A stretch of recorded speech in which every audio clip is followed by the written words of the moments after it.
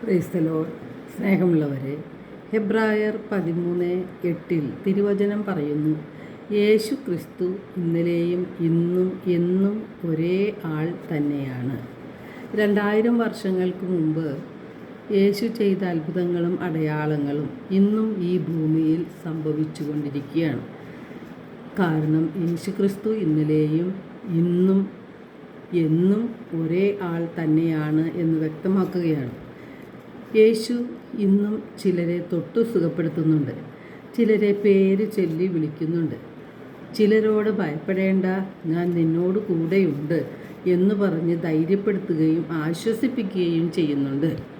വിശുദ്ധ മത്തായിയുടെ സുവിശേഷം 28:20 യേശു പറയുന്നുണ്ട്, യുഗാന്തം വരെ എന്നും ഞാൻ നിങ്ങളോട് കൂടെ ഉണ്ടായിരിക്കും എന്ന്.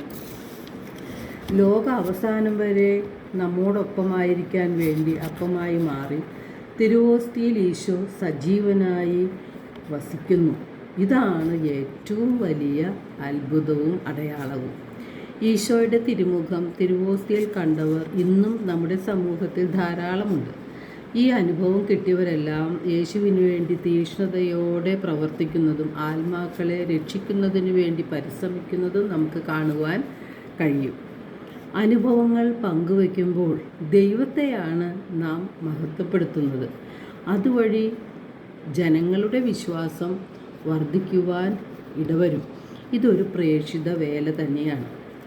വിശ്വാസമാണ് നമ്മെ മുന്നോട്ട് നയിക്കേണ്ട ശക്തി.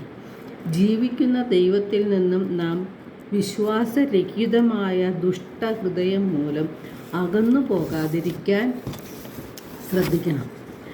വിശുദ്ധ മത്തായിയുടെ സുവിശേഷം 28:20 യേശു തൻ്റെ പ്രേക്ഷിത ദൗത്യ ശിഷ്യന്മാരെ ഏൽപ്പിക്കുമ്പോൾ യേശു പറയുന്നത്, ഞാൻ നിങ്ങളോട് കൽപ്പിച്ചവയെല്ലാം അനുസരിക്കുവാൻ ജനങ്ങളെ പഠിപ്പിക്കുവിൻ എന്നാണ്.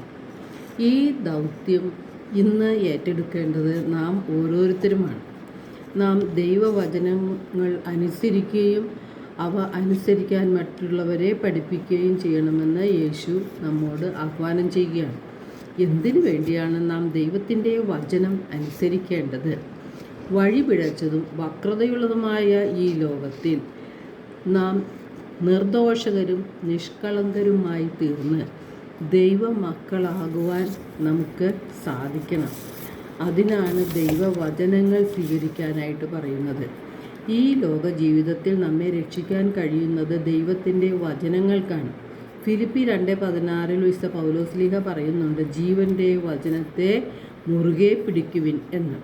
വിശുദ്ധ യാക്കോബ് ശ്ലീഹ 1:21-22 തിരുവചനങ്ങളിലൂടെ നാം എന്ത് ചെയ്യണം എന്ന് വ്യക്തമാക്കുന്നുണ്ട്.